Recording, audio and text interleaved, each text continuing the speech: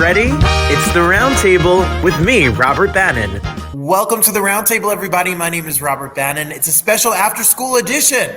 We're right here. We're right after school in North Bergen, New Jersey. And what I have to say to you all is that if you're listening to us on the Broadway Podcast Network or watching us on Broadway World or on our YouTube channel, thank you so much for being here. You know, my father does not get excited about guests on this show ever.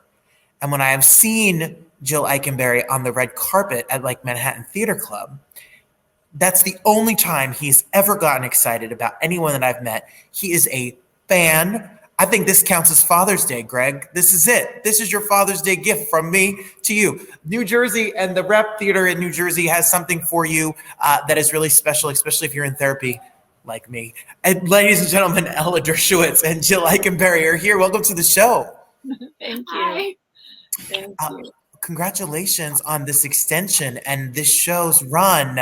You have till the 19th. You have an extra week that people can see it. Exactly. Indeed, we do. So, yeah, because it seems like it filled up really fast. So yeah, well, reviews are out. The show's message is important as ever. Jill, you have had the chance to work at New Jersey Rep throughout your career with Michael Tucker, of course, or with other productions. What's it like to work there in particular? I just love the whole feel of it. You know, I love Gabe and SuzAnne, the artistic director and the producer. They're like family to us.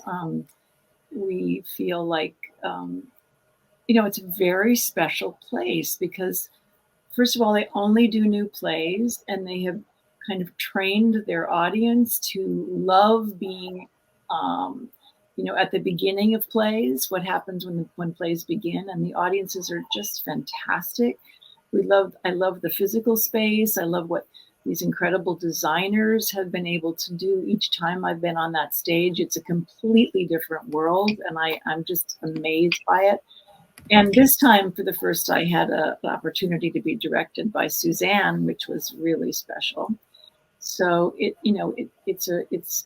I brought this play to them because Julia Blauvelt, who is a dear friend of both of us, had written it kind of with us in mind, or maybe not kind of. Very much with us in mind. And we did it for our online theater company that we had a couple of years ago, New Normal Rep. And it went really well just as a reading. And I brought this to SuzAnne and Gabe and said, what do you think, guys? And we did a reading down here and they said yes. And I can't imagine a better place to start this play and to also give Julia her first full production of a play. Pretty awesome, pretty exciting stuff for sure. Ella, you did work in New York. You have done, from the Vineyard, which is where all the cool downtown work gets made, through television and et cetera. What's it been like to be a part of an original piece and to work with Jill? Absolutely amazing. This is the first time that I've ever gone into a show. I think this is the first time I've ever gone into a show knowing who I was going to be working with and knowing the playwright personally. And I was a little bit nervous about it, that it would make it less exciting in some ways, but I think it has given us permission to go so much deeper than I ever thought possible. And we have whole shows where we walk off stage and are just like, that was so fun. That was so easy. We were just living up there together and playing up there together. And there's something about that intimacy that is kind of magical. I think this has been the most magical experience I've had on stage, and I think it's because of you. Thank you. I think it's because of you. While you're listening, before we get ahead of ourselves, you can go to njrep.org and get your tickets. You only have until May 19th. It's right in Long Branch, New Jersey. So it's right mid-smack. It's not all the way South Jersey. It's not all the way George Washington Bridge, North Jersey. It's the perfect middle spot right off of the Garden State Parkway. You can get yourself a big slice of pizza and a churro or a ice cream cone on the boardwalk, and then go to the Avenue and have a fancy dinner, and then come see them at the new NJ Rep. Miss Eikenberry, Jill, if you don't mind. Now we're just old friends here. Yeah. What your career and stage in particular, from Broadway to obviously television and et cetera. What is the draw? Why back to stage? Why does the stage come crawling for you, especially the past few years? I think I'm more interested in live than I am in recorded. What happens in that room with the other actor, with the newness of every single performance, with the audience bringing, yet another character into the mix. I'm addicted to that. I love that kind of newness and spontaneity. And, television is wonderful, but nobody laughs when you say something funny because they have to stay quiet, and you also don't get that fabulous momentum that Elle and I get in this play, where we start it and it's all our dance that we do, whereas in television and film there's a lot of cut and a lot of things that are out of order in terms of the story, and this just gives us our own, we get into our own rhythm together, our own experience, and the audience is part of it, is a huge part of it, and this audience is. I love it. Elle, you get to now very intimately work with Jill on this show. I mean, it's a pretty intimate relationship, a therapist and a patient. I mean, God, I wouldn't want people to watch my sessions with my therapist. How do you build, and nerdy actor question, in the rehearsal space, how did you guys build the trust and the relationship that you were able to put this on stage and do it so well? Oh, goodness. I mean, I think part of it is what we were saying about having been friends. It's also so well written. I have said this to Julia multiple times. It is both the easiest and the hardest show I've ever done, because I don't have to act. It's just so well written. It does it all for me. But also, it's really hard to go through this journey every night because it is so emotional and so vulnerable and so intense. But it's really just there for us. If we didn't have each other that we counted on so much, it's like being on a high wire or on the trapeze or something.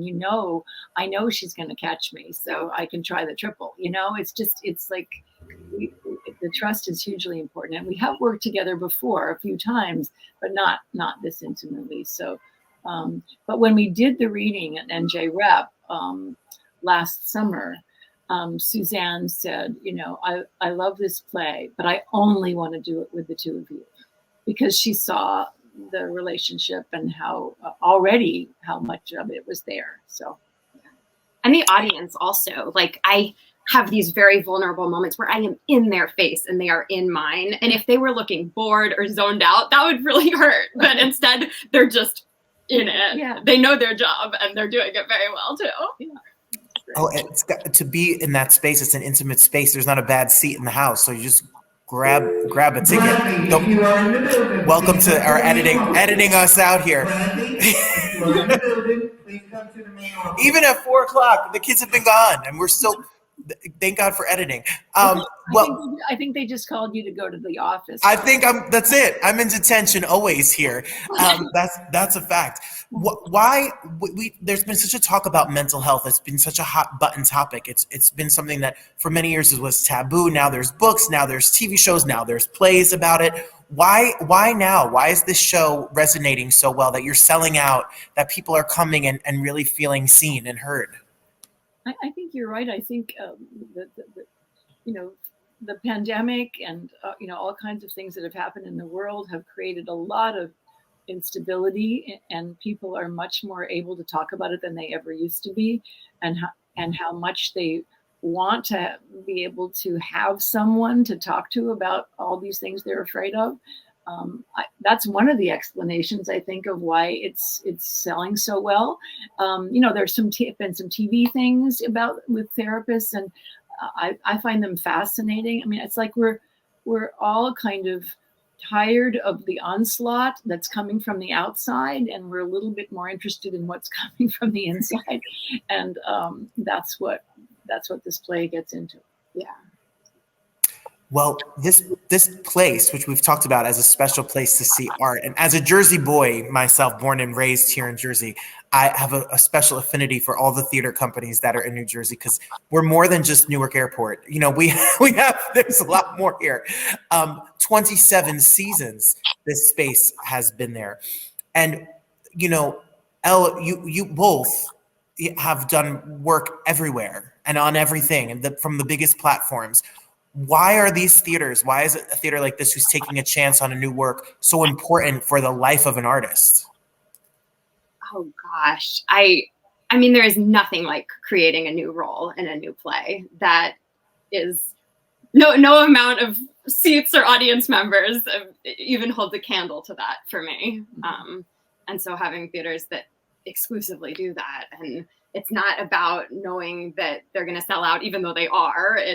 It's not about the money. It's about telling these incredible human stories and having this intimacy with the audience. It's like they are in it. They're in the room with us. They're not out there somewhere.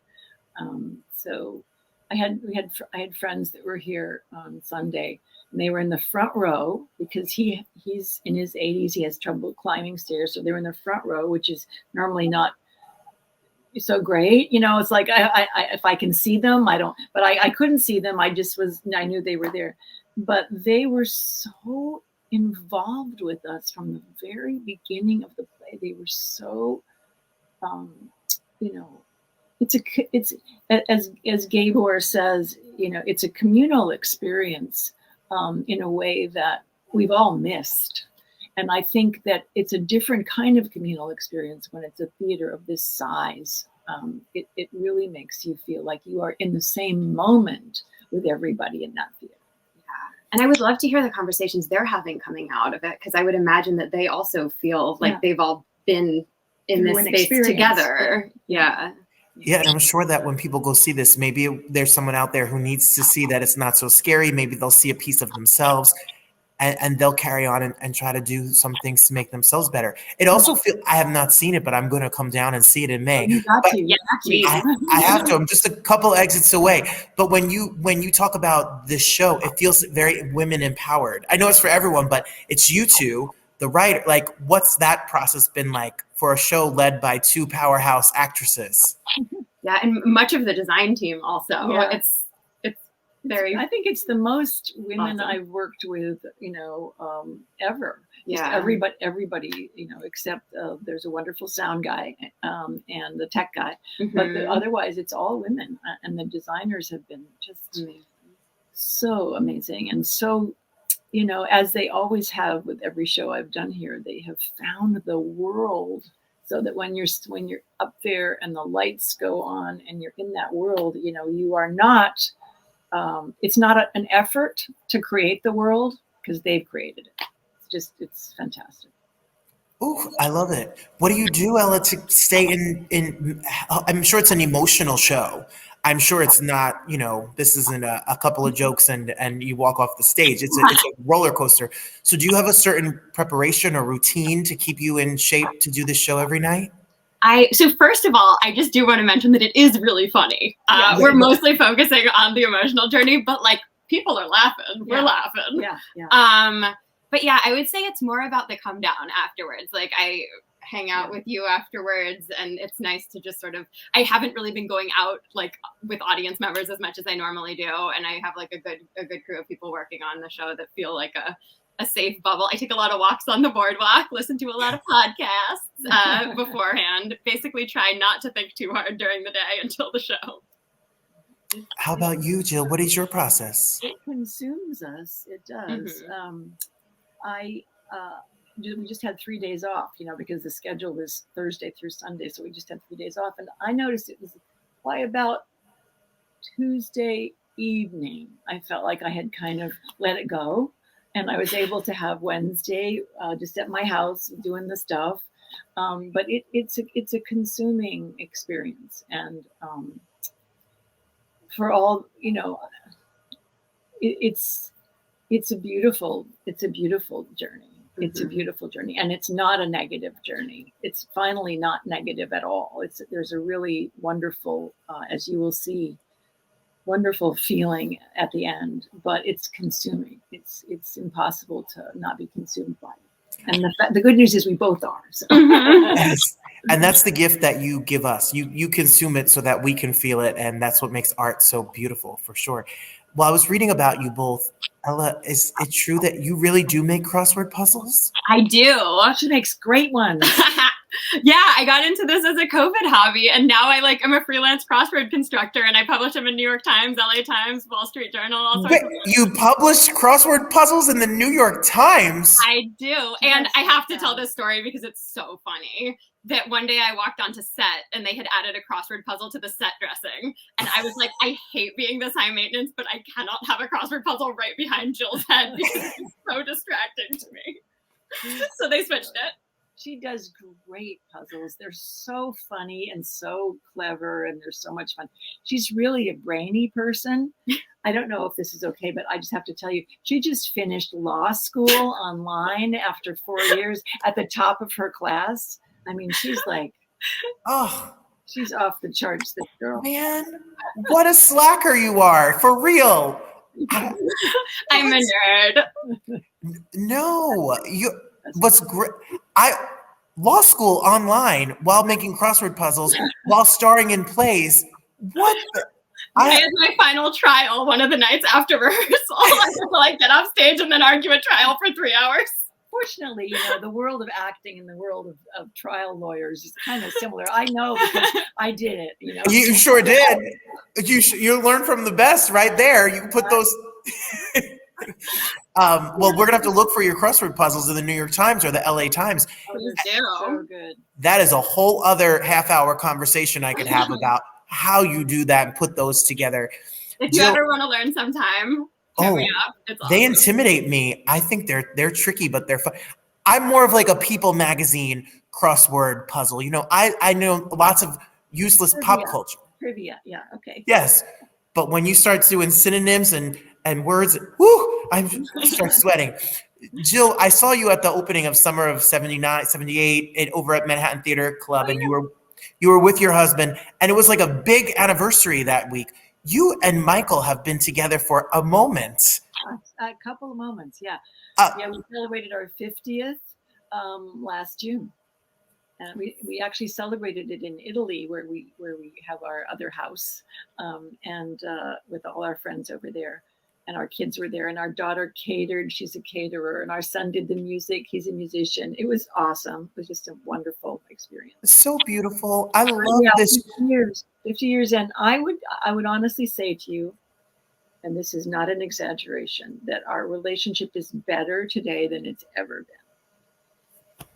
I love that. It's not like we've maintained it for 50 years. It's not. I love that. See, there's life out there. There's happy marriages and actors, 2 actors too. Go figure. Yeah. I went to her wedding in September. It's true. It was beautiful. So she's a newbie. I am. And now look, you have the 50 years to role model right there next to you. It's pretty awesome. Yeah. I like having an up close view of you guys. Well, we love this whole thing. I love this idea. I can't tell you how much therapy changed my life, saved my life. I want to be getting married next year to my Darius. If it wasn't for 50 years, I'll be 90. But hey, it could happen. You could do it. You could do it. We could do it. Yeah. You can check out the show. You have a whole added week. So my Jersey friends, my New York friends, my tri-state area friends that are here, make sure you go to njrep.org, grab your seats because they're going to be gone. It's till May 19th. And the shows are selling out every single night. They're sold out. So you need to get your tickets. And of course, we're gonna be looking for the acting, the crossword puzzles, the next shows, all of the things that are to come. Jill, please send Michael our best. We will, Robert. We adore him. And Elle, congratulations on law school, marriage, plays, all of it. Thank you. There's so much to congratulate you. Oh my goodness. I'm gonna have to cram in a few more things. You made me feel like such a lazy slouch today. That was my favorite part of all of that madness. So yes. I hear you. I get it. Thank you so much for your time. Congratulations. Thank you, Robert. Thank you. Great to talk to you. How cute are they? I love Jill Eikenberry. My dad loves her. LA Law, y'all. Well, this is Robert Bannon. You can follow me at Robert M. Bannon on Instagram, or you could go to robertbannon.com to find out more about me. We have new shows every single day on the Broadway Podcast Network. We have a live show on Thursdays on the Roundtable's YouTube page. And then Fridays, the Roundtable has an exclusive on Broadway World. So I don't know how to make a crossword puzzle, but I'm trying to keep myself busy. You know, we're all trying to keep ourselves busy. Make sure you check out local theater. If you're in New Jersey, go to njrep.org. If you're in New York, go see anything. And if you're around the world, there's repertory theaters, there's regional theaters, there's touring theaters, there's community theaters. There's theaters everywhere. Hey, there might be a piano bar or a band playing somewhere. Support artists because they give their heart to make you have a little joy. I know I appreciate it.